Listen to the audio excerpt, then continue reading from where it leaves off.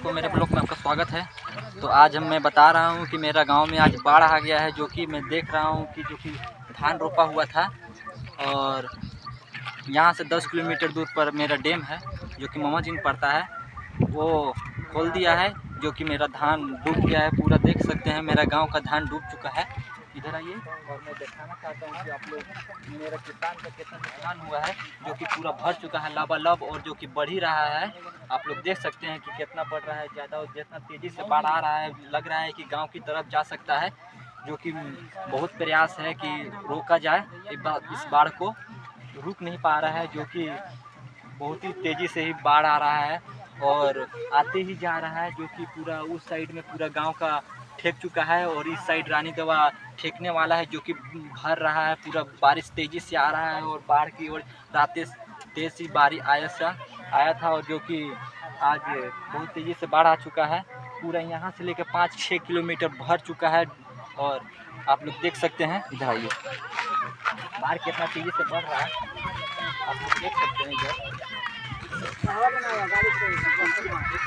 तेज़ी से बाढ़ आ रहा है, जो कि धान रोपा हुआ था,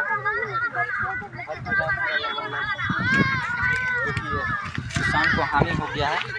और इस साइड दिखाइए पूरा कितना बाढ़ आ गया